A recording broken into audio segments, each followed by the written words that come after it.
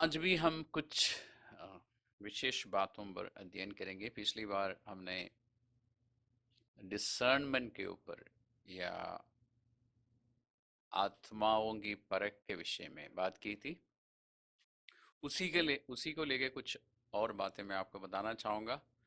बल्कि मैं कुछ बातें आपके सामने रखूँगा और फिर आप उस पर विचार करेंगे, देखेंगे। वचन की बातें आप वचन में खुद देखेंगे और इसके बाद जब आपको सुनिश्चित रीति से पता लग जाता है कि ऐसा ही है, तब आप उन बातों पर विश्वास करना। पिछली बार मैंने आपको कल्चर या संस्कृति के बारे में बताया। और कल्चर जो है हमारे हमारा जो मूल विश्वास है उसको प्रकट करता है। हमारे हमारी रीति रिवाजों के द्वारा, सामाजिक प्रथाओं और परंपराओं के द्वारा हम अपने मूल विश्वास को प्रकट करते हैं। इसलिए जब हम संस्कृति या कल्चर की बात करते हैं, हमें ध्यान रखना चाहिए कोई भी प्रैक्टिस या कोई भी प्रथा या परंपरा हमें यूं ही नहीं मानना चाहिए। हमें देखना चाहिए वचन के अनुसार ये सही है कि नहीं। और मैंने आपको ये भी बताया, शैतान जब बात करता है अपने अपनी दुष्ट आत्माओं के द्वारा किसी भी विश्वासी से बात करता है, तो उसकी बातें सुनने में अच्छी लगती है, स्पिरिचुअल लगती है, और कई बार हमारे जो इमोशंस है उसको छू भी लेती है। और मैंने इस बारे में भी बात की थी कि हवा ने जो फल खाया उस वाटिका में से, वो फल बुरा नहीं था, अच्छा फल था। क्योंकि उत्पत्ति का 2:9 में लिखा है, यहोवा परमेश्वर ने उस वाटिका में अ, जितने भी वृक्ष उगाए थे वो सब अच्छे थे और उसके फल भी अच्छे थे। कोई भी ऐसा पेड़ या फल नहीं था जो बुरा था। लेकिन एक अच्छा फल खाने का परिणाम अच्छा नहीं निकला। उत्पत्ति के तीसरा अध्याय में आज हम चलते हैं। तीसरा अध्याय का 6वें पद को देखेंगे। Genesis chapter 3।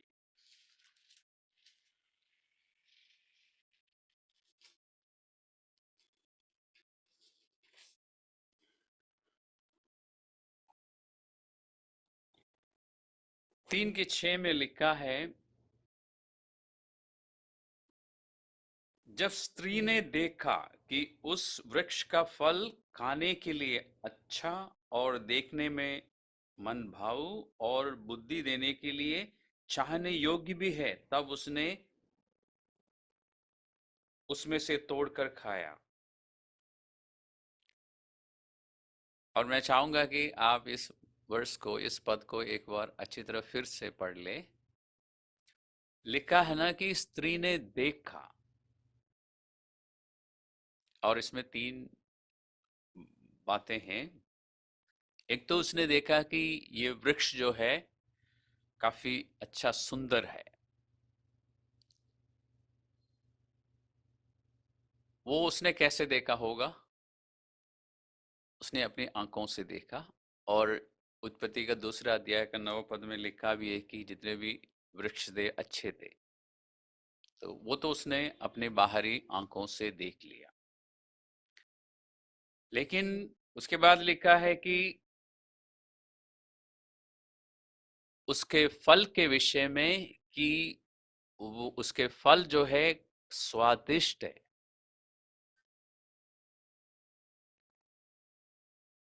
ये उसको कैसे पता चला?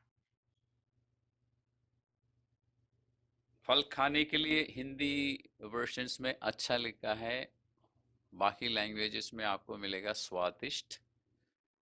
तो उसको कैसे पता चला? खाने से पहले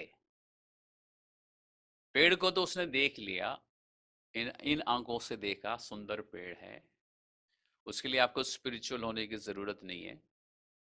लेकिन उसका फल बिना खाए आपको कैसे पता लगता है कि अच्छा फल है? पेड़ सुंदर होने का मतलब जरूरी नहीं है ना कि उसके फल अच्छे हो या स्वादिष्ट हो।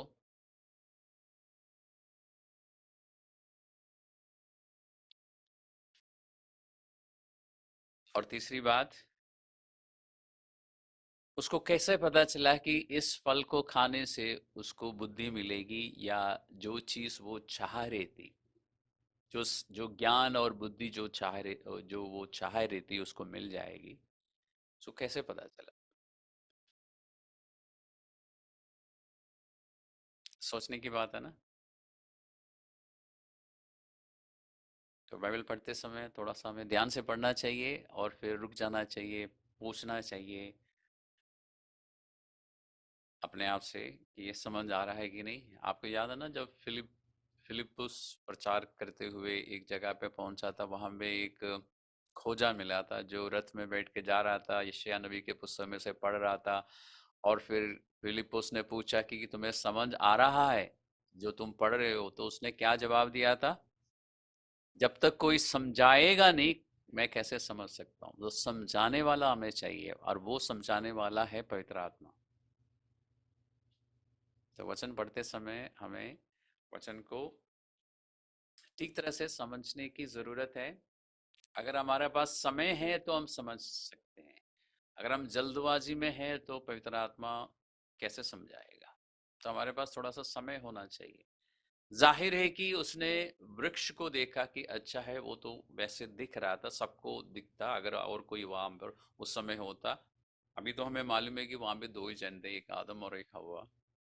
लेकिन उस फल के विषय में, और फल को खाने से क्या लाभ हो सकता है, ये दोनों बातें उसको, उसने जो देखा है, उसने बाहरी आंखों से नहीं, उसको शैतान ने कन्विंस किया।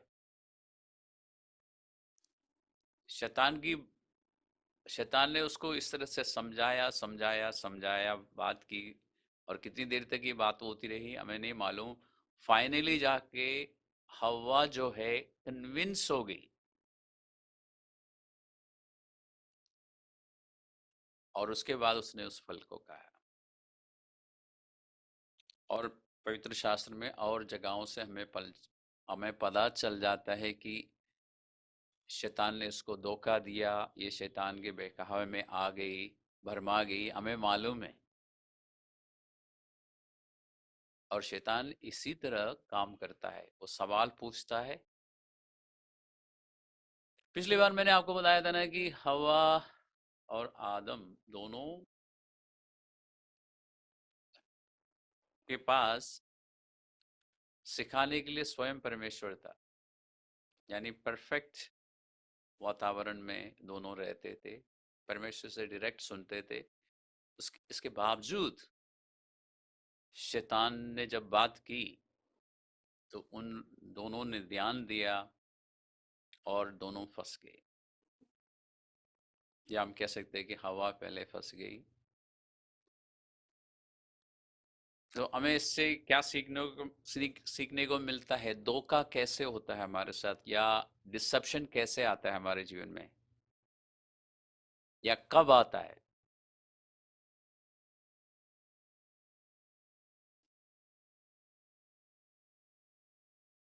ये अगर हमें पता चल जाता है तो हमारे लिए अच्छा होगा ना, हम धोखे में नहीं जाएंगे ना।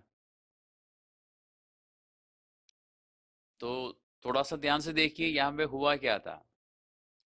शैतान ने सवाल पूछा,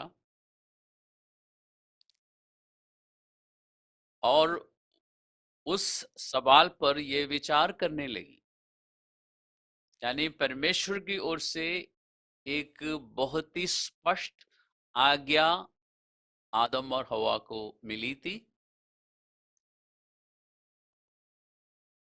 बहुत ही साधारण तरीके से परमेश्वर ने बताया था, और उसको लेके अगर कोई सवाल पूछता है तो उसके बारे में विचार नहीं करना चाहिए, क्योंकि परमेश्वर की बातें बहुत ही क्लियर थी कि सारे फल खा सकते हो, सारे वृक्ष वृक्ष में से फल खा सकते हो, लेकिन इसमें से मत खाना। Simple clear instructions. तो परमेश्वर की बातें जो वचन में है, जो पवित्र शास्त्र में है, जो कि सिंपल है और क्लियर है, जो बहुत ही स्पष्ट है और सरल है, उस पर अगर कोई सवाल हमारे मन, उसको लेके हमारे मन में कोई सवाल आता, या कोई हमसे पूछता, और हम उस पर विचार करने लग जाते हैं, तो हम फंस जाते हैं उन सवालों पर। परमेश्वर के वचन पे नहीं, उन सवालों पर। क्योंकि शैतान ने पूछा, क्या परमेश्वर ने ऐसा कहा है कि इस वाटिका के किसी भी पेड़ से मत खाना? उस सवाल को, गलत सवाल को, वचन की बातों पर जब सवाल उठाया जाता है, उसको एंटरटेन करने से, उसको स्वीकार करने से, और फिर उसके बारे में सोचने से या सोचने के द्वारा हम फंस जाते हैं। तो कहने का मतलब, जो वचन की बातें क्लियर है, बिल्कुल क्लियर है हमारे सामने, तो उस पर फिर कोई चर्चा नहीं करनी चाहिए। अगर करेंगे तो आप फंस जाएंगे। कारण क्या है? क्योंकि ये सवाल फंसाने के लिए ही पूछा जाता है।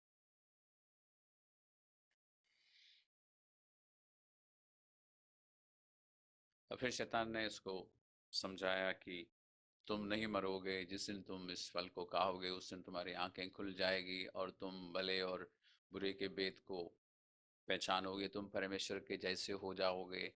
ये सब बातें, इन सब बातों को लेकर हमने एक बार चर्चा की थी। परमेश्वर ने मनुष्य को अपने ही स्वरूप में बनाया था, तो इस फल को खाने से पहले भी वो परमेश्वर के स्वरूप में ही थी। लेकिन शैतान ने ऐसा घुमा दिया उसको कि बोला कि तुम परमेश्वर के जैसे बन जाओगी।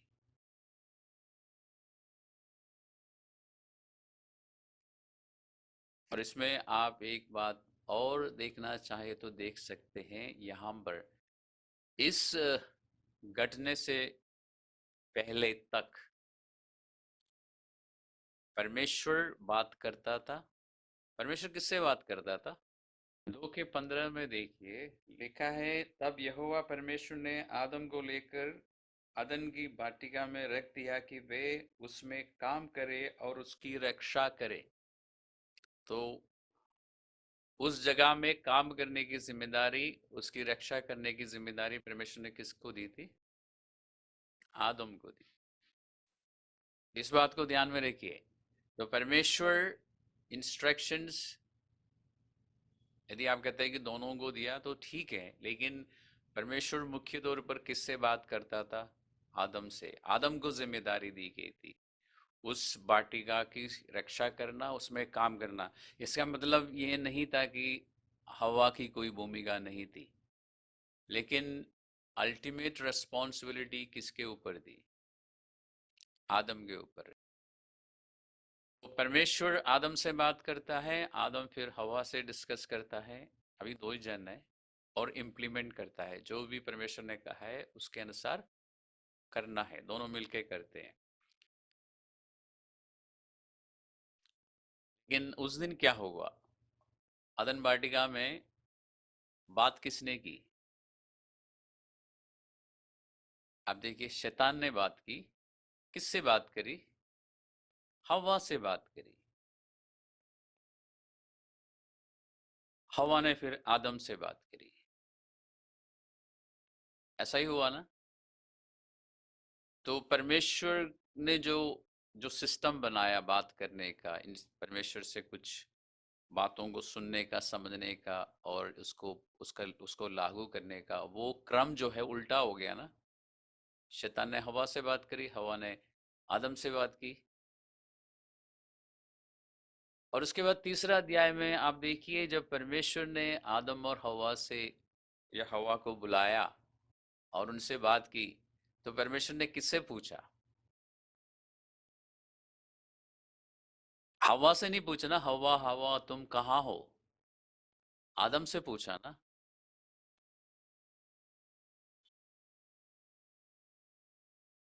परमेश्वर ने सबसे पहले आदम से बात करी। आदम ने उस गुनाह के लिए जिम्मेदारी अपने ऊपर नहीं ली, उसने कहा कि ये तो स्त्री ने किया जो तूने मुझे दी।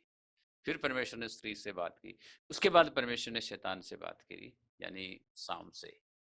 परमेश्वर ने सबसे पहले जाके साम से नहीं बात करी, उसके बाद स्त्री से बात नहीं करी, उसके बाद लास्ट में आदम से बात नहीं करी। परमेश्वर ने पहले आदम से बात करी, फिर हवा से बात करी, फिर साम से बात करी। परमेश्वर का जो ऑर्डर है, आप इसमें देख सकते हैं ना।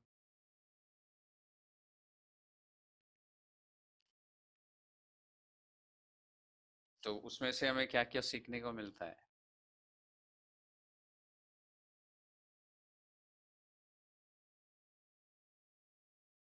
परमेश्वर ने मनुष्य को, स्त्री और पुरुष दोनों को बराबर बनाया है, लेकिन परिवार की अगुवाई करने की जिम्मेदारी, फैसला लेने की जिम्मेदारी हस्बैंड को, पति को दी है। और जब तक हम उसका पालन करते हैं, सब कुछ ठीक रहेगा घर परिवार। अगर वो उल्टा हो गया तो गड़बड़ होगा। इसलिए पति पत्नी दोनों को ध्यान रखने की जरूरत है मसीही परिवारों में। बाकी परिवारों में भी ऐसा ही होना चाहिए, लेकिन फिलहाल हम मसीही परिवार की बात कर रहे हैं। ये परमेश्वर का ऑर्डर है, क्रम है काम करने का। सब कुछ क्रमानुसार होना चाहिए ना। तो इस उत्पत्ति की पुस्तक में जो जो कुछ हम देख रहे हैं, इस अदन वाटिका में जो कुछ भी हुआ है, उसका उसमें से हम बहुत कुछ सीख सकते हैं। मैं ये कहने की कोशिश नहीं कर रहा हूं कि शैतान हमेशा स्त्रियों से बात करता है। मैं ये भी नहीं कह रहा हूं कि पति को पत्नी की बात नहीं सुनना चाहिए। मैं ये कह रहा हूं कि फाइनल डिसीशंस जो है, फाइनल अथॉरिटी, अधिकार जो है, हस्बैंड के पास है। परमेश्वर ने पतियों को ही घर का मुखिया ठहराया है और पति को उस भूमिका को ठीक तरह से निभाना चाहिए। अगर उस परमेश्वर की उस व्यवस्था को अगर हम उल्टा करेंगे तो फिर गड़बड़ी होगी। तो ये अदन वाटिका में ही हुआ था।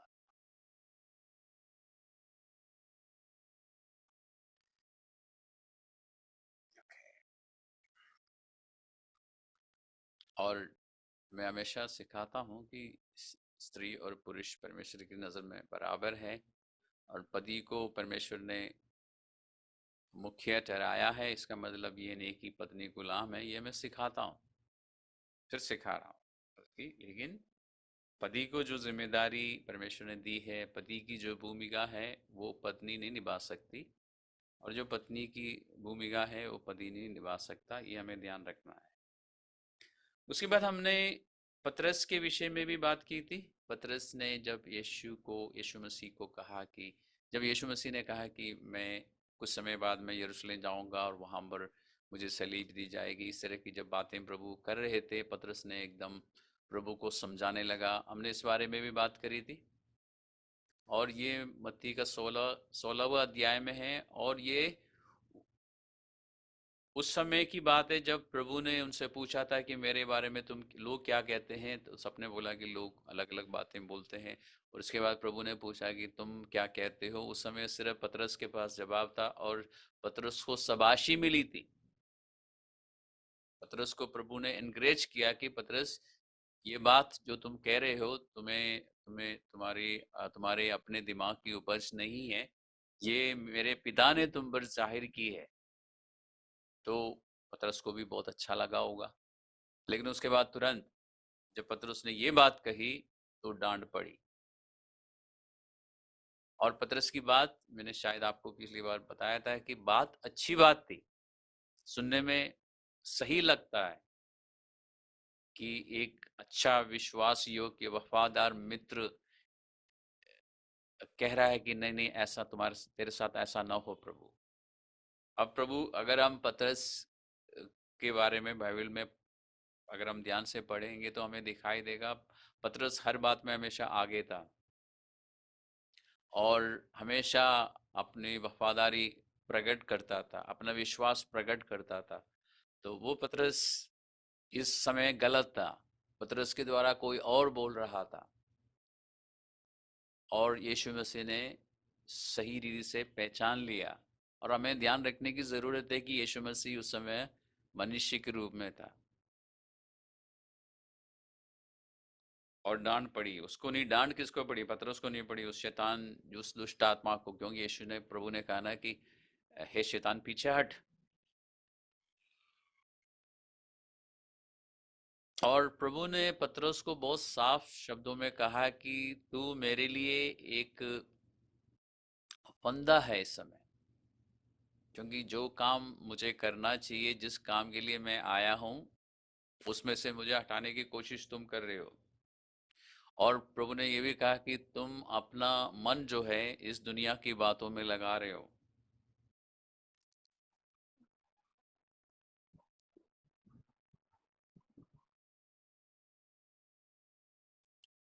आपको मैं गलातियों की पत्री में से कुछ दिखाना चाहता हूँ। गलातियों की पत्री का 5वां अध्याय में, क्योंकि अभी तक हम बात कर रहे थे अदन बटिका में क्या हुआ था, उसके बाद 2000 साल पहले पतरस के साथ क्या हुआ था।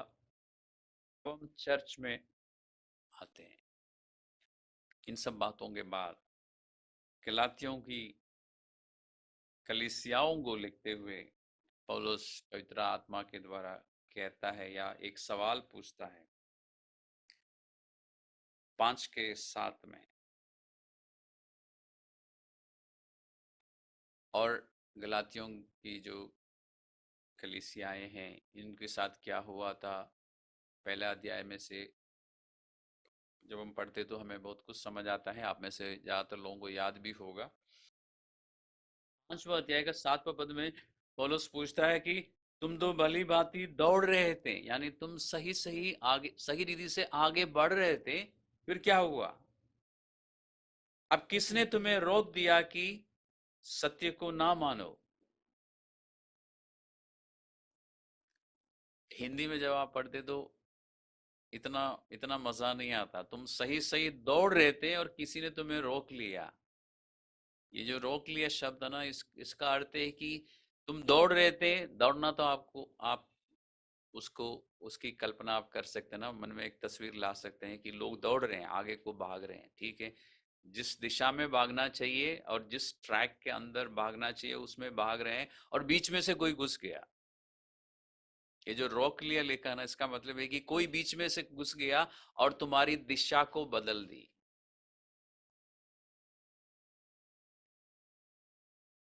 बीच में कोई इंटरफेरेंस हुआ, कोई घुस गया और तुम्हारी दिशा बदल गई। तुम गलत दिशा में चलने लगे और तुम्हारा ट्रैक भी बदल गया।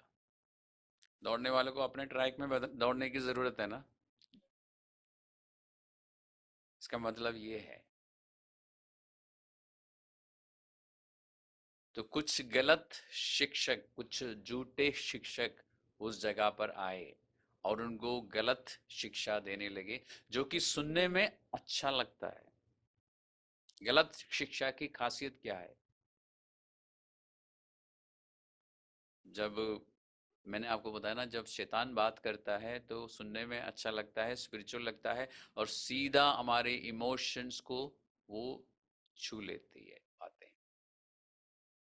गलत और ये जो झूठी शिक्षा होती है उनमें खासियत है कि वो सीधा हमारे साइकोलॉजी को, हमारे मन को छू लेती है, और हमें लगता है कि ये ठीक है।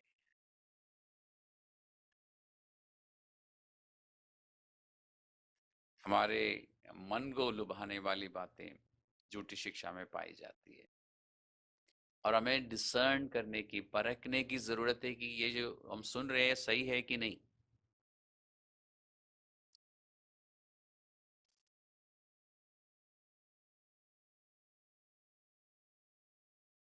और अगर जब हमें पता लगता है कि ये शिक्षा या ये टीचिंग गलत है, तो और जब हमें पता लगता है ना, तो हमें तुरंत उस जगह से और ऐसे लोगों से हट जाना चाहिए, नहीं तो हम फंस जाएंगे। आजकल यूट्यूब और फेसबुक में झूठी शिक्षाओं की कमी नहीं है। हमें ध्यान रखने की ज़रूरत है। जैसे कि अनुग्रह के विषय में, प्यार के विषय में, अधिकार के विषय में शिक्षाएं बहुत सुनने को मिलती हैं, जिसमें ये सारी बातें हैं। और अगर कोई परमेश्वर के प्यार के विषय में सिखा रहा है तो क्या वो गलत है? अगर अनुग्रह के विषय में सिखा रहा है तो क्या वो गलत है? या हमारे अधिकार के विषय में, जो परमेश्वर की ओर से हमें मिला है, उसके बारे में सिखा रहा है तो क्या वो गलत है? कैसे पता चलता है गलत है कि सही है? अगर उसमें यीशु मसीह नहीं है, अगर यीशु मसीह को बाईपास करके अनुग्रह और प्यार और अधिकार के विषय में बातें हो रही है, अगर उसमें हमारा ध्यान यीशु मसीह की ओर नहीं, खुद पर लाया जा रहा है कि हम क्या है यीशु के बिना, तो वो शिक्षा सही नहीं है। जहां पर हम मनुष्यों पर जोर दिया जाता है या सुनने वालों पर जोर दिया जाता है और यीशु मसीह उसमें नहीं है, या यीशु मसीह पर हमारा फोकस ध्यान नहीं लाया जा रहा है, तो वो शिक्षा गलत हो सकती है। उसमें ग्रेस, अनुग्रह और प्यार और अधिकार की चर्चा जरूर होगी, लेकिन देखने की जरूरत है कि क्या उसमें मसीहा है। और एक पूरा देश, एक पूरा शहर, यहाँ तक कि एक पूरी पीढ़ी इस तरह धोखे में रह सकती है झूठी शिक्षा होंगे द्वारा।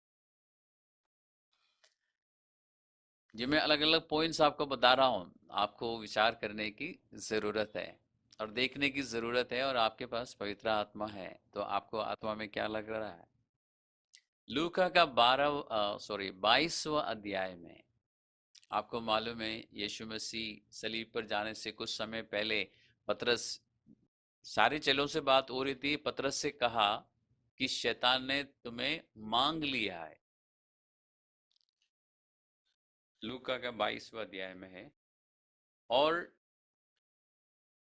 मैं सिर्फ इतना आपको बताना चाहता हूँ, या आपका ध्यान सिर्फ इस बात पे लाना चाहता हूँ कि पतरस से बात करते हुए प्रभु ने क्या कहा उसको।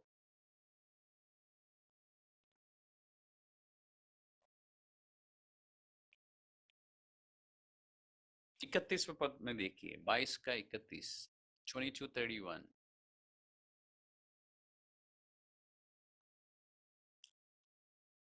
प्रभु ने पतरस को क्या बोला? पतरस, पतरस, शैतान ने तुम लोगों को मांग लिया है। ऐसा लिखा है? ऐसा नहीं लिखा है। शमौन, शमौन, पतरस नहीं लिखा ना। जबकि पतरस को प्रभु ने चुना था अपना चेला होने के लिए, या अपना प्रेरित होने के लिए, तब उसको क्या कहा था? उसका नाम शिमोन था, और प्रभु ने क्या बुलाया था उसको? पतरस कह के बुलाया था। उसको एक नया नाम दिया था। लेकिन अब उसको उस पुराने नाम से प्रभु बुला रहा है। ऐसा क्यों? कुछ कुछ तो कारण होगा ना।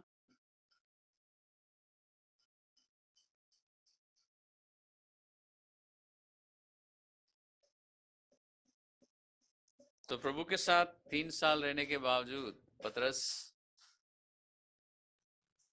का मन पुरानी चीजों में इतना ज्यादा, या पुराने स्वभाव में, या पुराने दुनिया की बातों में रहा कि प्रभु ने उसको उस पुराने नाम से पुकारा। जो मुझे लगता है कि उसको उस पतरस नाम से नहीं बुलाया, क्योंकि पतरस का मतलब है पत्थर।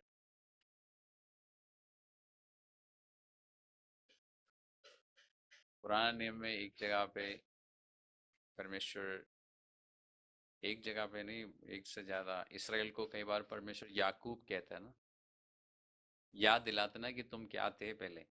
इसी तरह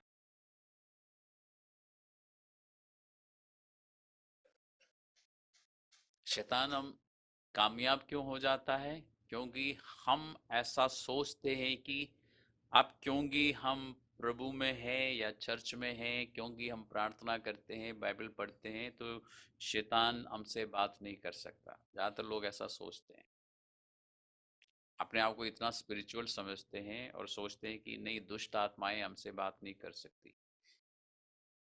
बहुत सारे मसीह लोग विश्वास करते, दुष्ट आत्माओं पर विश्वास ही नहीं करते, और जो विश्वास करते हैं उनमें से अधिकतर लोग ऐसा समझते हैं कि दुष्ट आत्माएं जो है अविश्वासियों से बात करती है, उन पर अपना अपना प्रभाव डालती है, लेकिन हम विश्वासियों के आसपास भी नहीं आ सकती।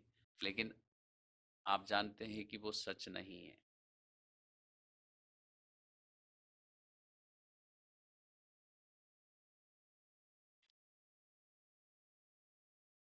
पहले यूहन्ना का 5 का 19 में लिखा ना कि ये सारी दुनिया जो है, यानी इस दुनिया की जो व्यवस्था है, वो शैतान के अंदर अधिकार में है। ऐसा ही कुछ लिखा ना। आप चाहे तो खोल के देखिए बाइबल, यूहन्ना, पहले यूहन्ना का 5 का 19। बल्कि इसमें लिखा है कि तुम जानते हो इस बात को। हम जानते हैं।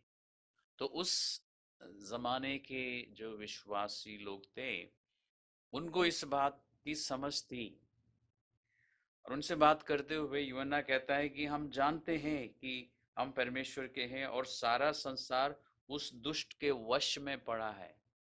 यानी पूरी दुनिया की जो सिस्टम है, शैतान के वश में है।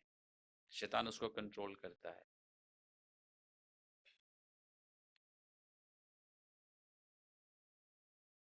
और शैतान अपना काम बहुत गुप्तता के साथ, या वो सामने आपको दिखाता नहीं है कि वो क्या कर रहा है, आपको पता नहीं चलता। इसलिए हमें पवित्र आत्मा की सहायता चाहिए। उसके सारे काम अंधकार में होता है, रोशनी में नहीं होता। बाहर कुछ होता है, अंदर कुछ और होता है, आप जानते हैं।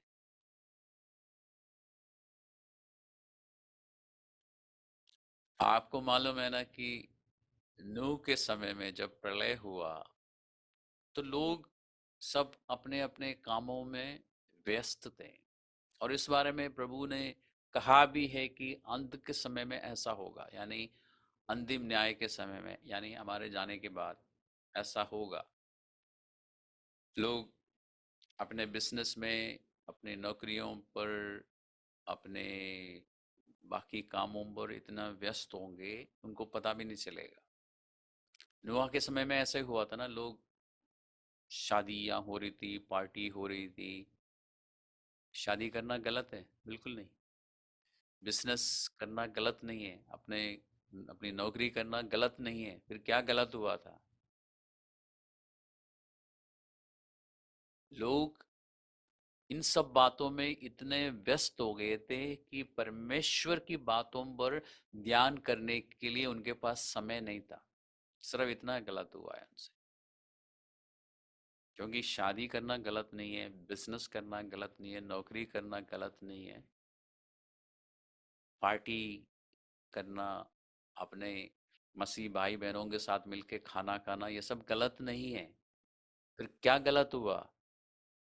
कि लोग इन बातों में इतना व्यस्त और मस्त थे कि उनके पास समय नहीं था परमेश्वर की बातों पर ध्यान करने का।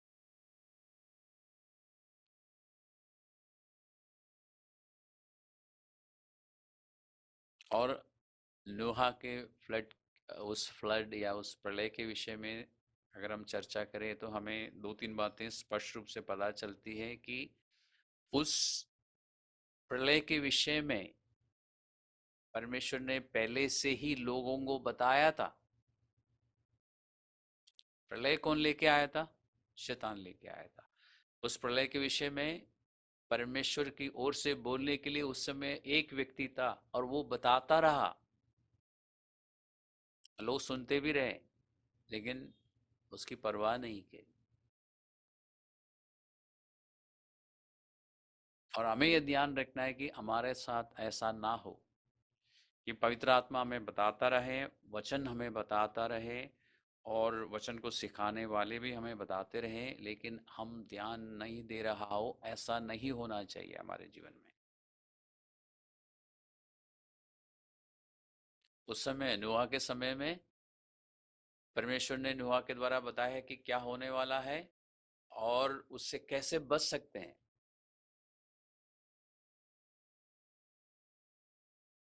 तो परमेश्वर ने सिर्फ समस्या नहीं, उसका समाधान भी बताया था। अगर लोग उस समय नूहा की बात सुनते और वो जो कुछ भी बता रहा था उस पर ध्यान देते, तो जितनों ने ध्यान दिया वो भी उस प्रलय से बच सकते थे, लेकिन एक ने भी ध्यान नहीं दिया, नूह के परिवार के लोगों को छोड़कर। तो ध्यान रखना, वही शैतान आज भी है, और उसको हमसे ज्यादा एक्सपीरियंस है।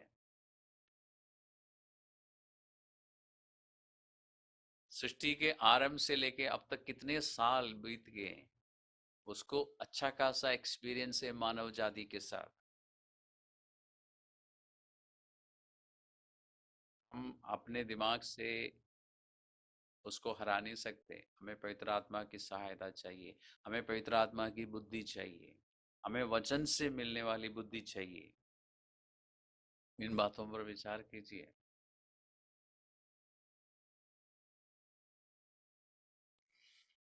कुछ लोग, मैंने अभी बोला ना कि कुछ लोग सोचते हैं कि नहीं, दुष्ट आत्माएं हमसे बात नहीं कर सकती, या दुष्ट आत्माओं ने या शैतान ने खुद यीशु मसीह से बात नहीं करी।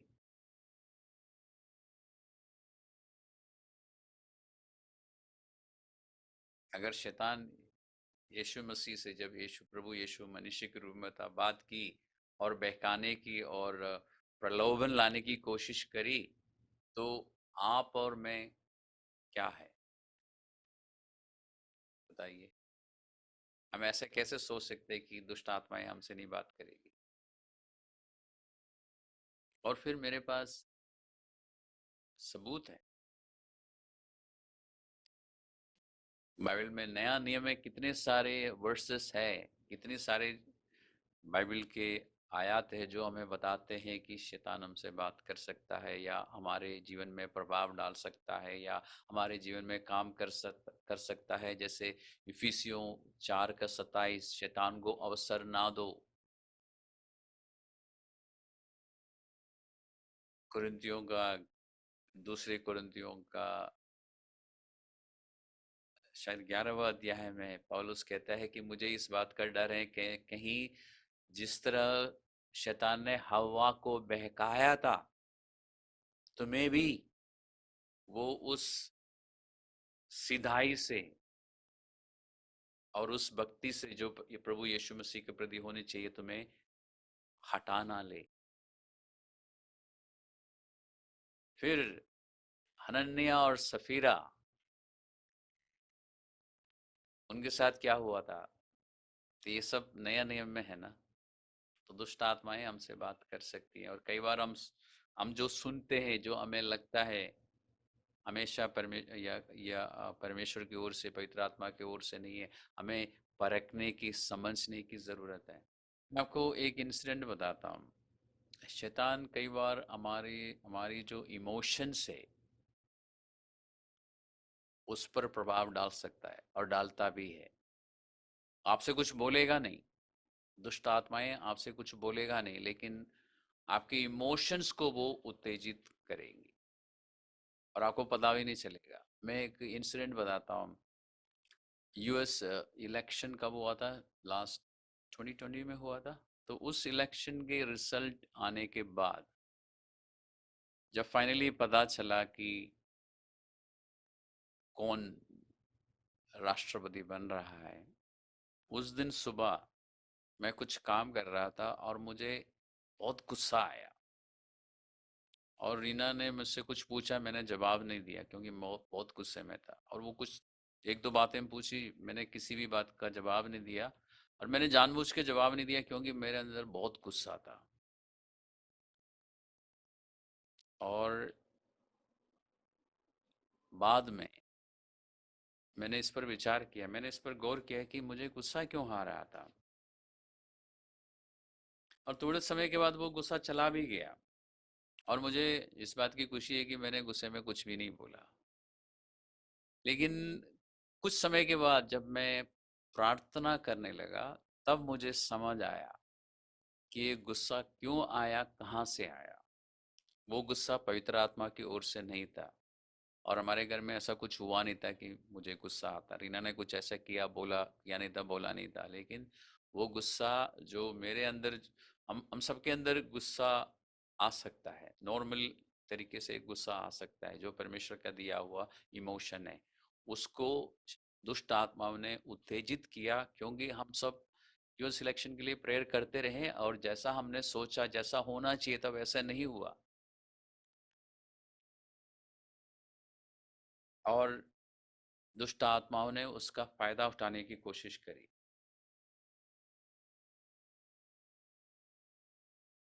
और बाद में मुझे लगा कि मैंने देर कर दिया। मुझे कुछ घंटों के बाद पता चला कि उस गुस्से का सोर्स क्या है। मुझे उसी समय पता चलता तो ज़्यादा अच्छा था। तो ये उदाहरण मैंने आपको क्यों दिया? कभी कभी गुस्सा हमें पवित्र आत्मा की ओर से भी आ सकता है। हमें डिसर्न करने की ज़रूरत है, हमें पहचानने की, परखने की ज़रूरत है कि जो हम महसूस कर रहे हैं, जो इमोशंस हम महसूस कर रहे हैं, उसका सोर्स क्या है।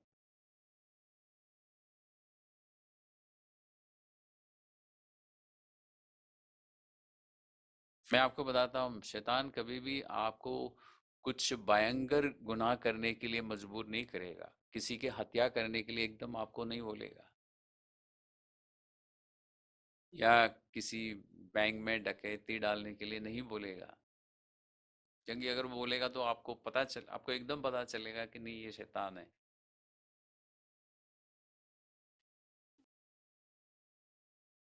वो कभी भी सामने से नहीं आएगा, आपको मालूम है, पीछे से आता है। तो छोटी छोटी बातों में आपका मन या छोटी छोटी बातों की ओर ले जाएगा और वहीं पर आपको फंसाने की कोशिश करेगा।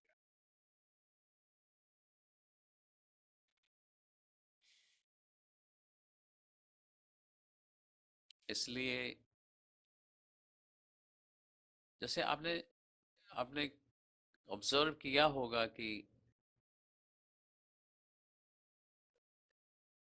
उदाहरण के लिए बताता हूँ, जैसे चर्च में भी जब लड़कों और लड़कियों के बीच में इंटरेक्शंस होते हैं, या पुरुषों और स्त्रियों के बीच में जो हस्बैंड वाइफ नहीं है इंटरेक्शंस होते हैं, कभी लड़के कुछ लड़कियों की मदद करने लग जाते हैं। तो मदद करना गलत नहीं है, या किसी पुरुष का एक स्त्री का मदद करना गलत नहीं है, लेकिन धीरे धीरे अगर एक पुरुष का एक दूसरी स्त्री से बात करने की इच्छा ज़्यादा आती है, या टेक्स्ट मैसेज भेजना, बातें करना, या लड़कों के साथ या लड़की लड़के के साथ बात करने के लिए कहते हैं ना, इंटरेस्ट आता है कि थोड़ी देर बात करो, तो आप धीरे धीरे डेंजरस जोन की ओर बढ़ रहे हैं। इस तरह शैतान फंसाता है।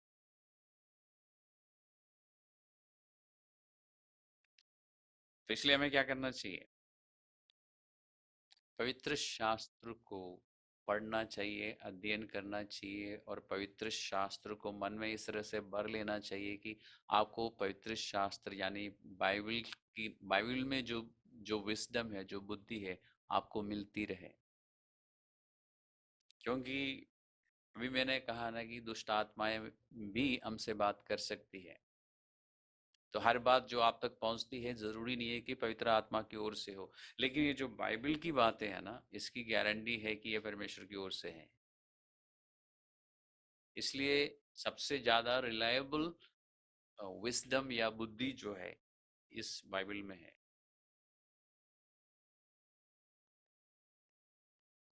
इसलिए बाइबल की बातों को अपने मन में अच्छी तरह से भरिए। मैं कुछ समय से सबको कह रहा हूँ, लेकिन विशेष करके कुछ लोगों को बताता रहा हूँ कि वचन को पढ़ो, नीति वचन को पढ़ो, याकूब की पत्री को पढ़ो, ताकि ताकि आपको विजडम मिले।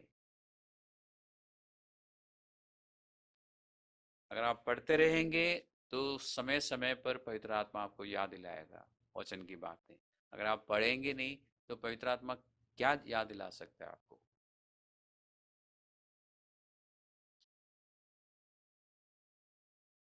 इब्रानियों की पत्री 4 का 12 आप अच्छी तरह से जानते हैं। परमेश्वर का वचन जो है जीवित है और सामर्थी है और दोधारी तलवार से भी ज्यादा चौका है, जो मन और आत्मा के बीच में विभाजन कर सकता है, यानी हमारे दिमाग की उपज और पवित्र आत्मा की ओर से जो बातें आ रही है उसको अलग करके बता सकता है पवित्र शास्त्र। इसलिए सबसे ज्यादा रिलायबल ये है। इसको पढ़िए, इसकी बातों को मन में भरिए। दूसरी बात, तिमोथेयुस की दूसरी पत्री का 3 अध्याय का 16वां पद सबके लिए रटा हुआ होना चाहिए। संपूर्ण पवित्र शास्त्र जो है परमेश्वर की प्रेरणा से हमें मिला है और उपदेश के लिए, सुधार के लिए, हमें समझाने के लिए लाभदायक है। तो हम जब गलत हो जाते हैं, ये गलत रास्ते में चल पड़ते हैं, तब पवित्र शास्त्र हमें बता सकता है कि हम गलत है। इसलिए मैं कहूँगा कि अपने मन में पवित्र शास्त्र की बातें भरिए और पवित्र शास्त्र की बातों पर सोचना, विचार करना शुरू कीजिए। और आपके मन में पवित्र शास्त्र की बातें इतनी हो कि जब आप किसी भी बात का सामना करते हैं तो पवित्र शास्त्र के नज़रिए से आप उसका सामना कर सके, उसको देख सके, उसको परख सके और आप कामयाब रहे।